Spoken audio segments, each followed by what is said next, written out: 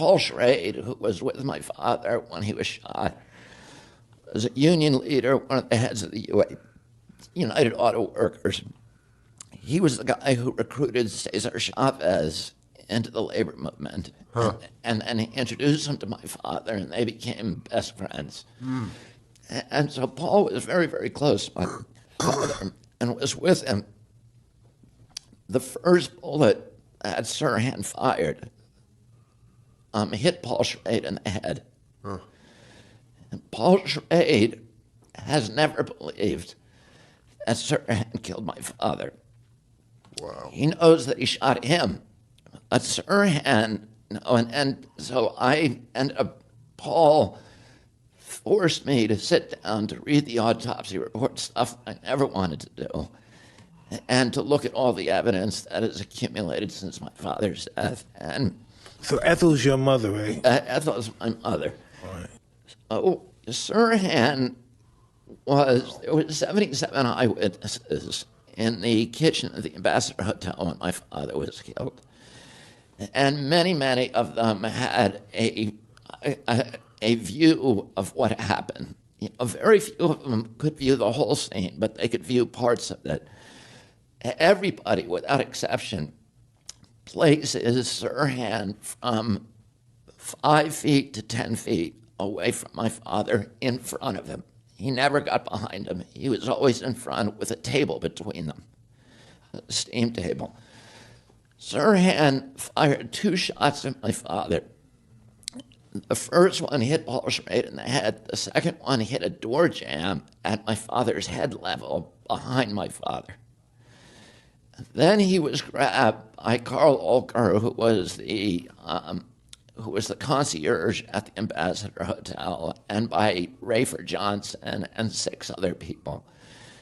There was a dog pile, and they all piled on him, and they grabbed, the first thing they did was grab his hand.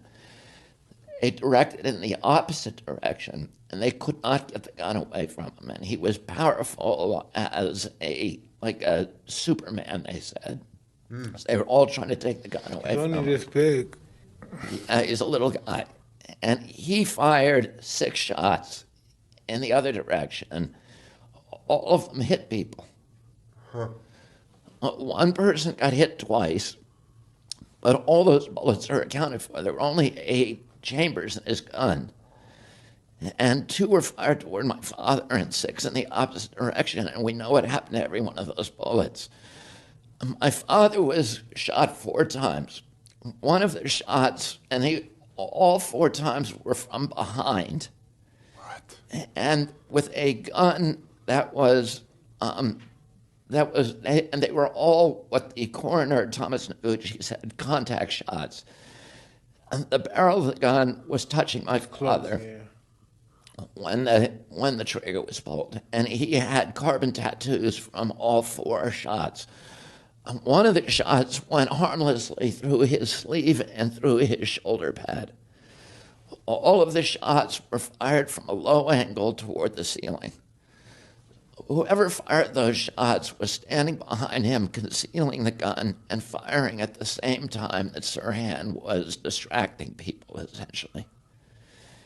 And the person who almost certainly fired those shots was a security guard who was holding my father's arm at that time, called Eugene St. Caesar.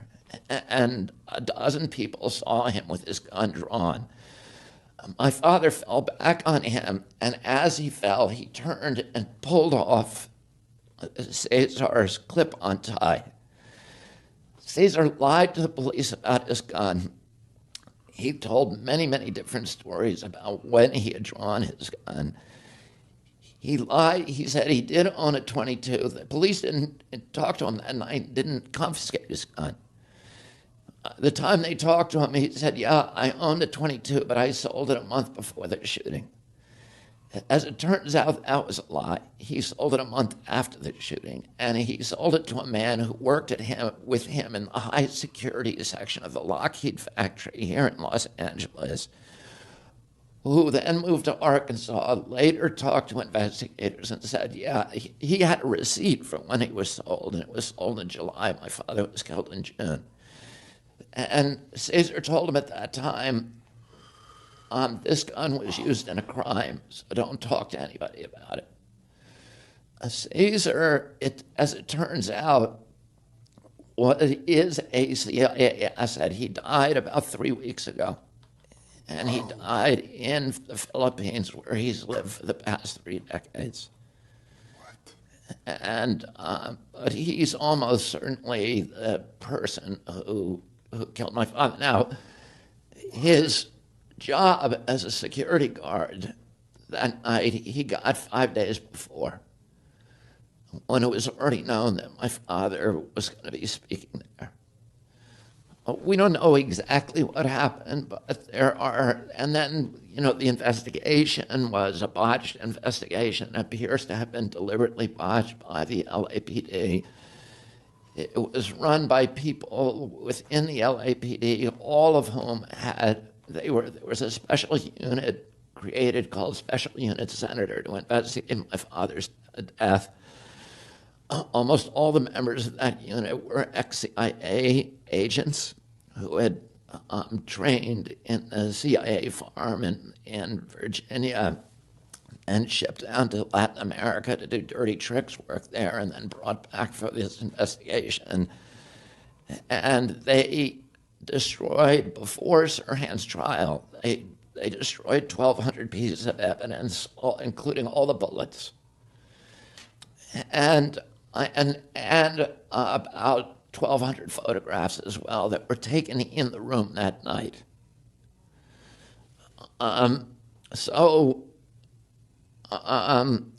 a lot of questions. I believed that there had been a trial. As it turns out, there wasn't a trial. Sirhan's attorney was an attorney who somehow, and nobody can explain how, he was a mob attorney who was representing Johnny Roselli, who had been, at that time, there was a famous trial in Los Angeles called the Friars Club trial. You know what the Friars Club is?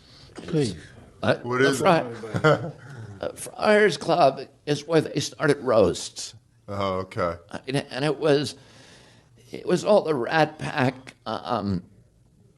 actors like Joey Bishop and Frank Sinatra and Dean Martin. Sammy Davis. Yeah, all of those guys were members of the Friar Club, and they'd get together every couple of months and roast one of their members. And to get in there, you had to be wearing a tux.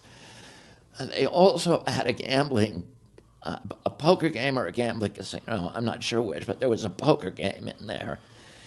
And as it turns out, Johnny Roselli was the owner of the club. Johnny Roselli was the CIA's liaison to the mob. Wow, that's a trip. I used to read about him. He was in the 20s, too. Yeah, he was an interesting guy. He was a devout Catholic. He didn't have a home address, but he was tied in with Giancana, but also Carlos Masallo and Trafficante.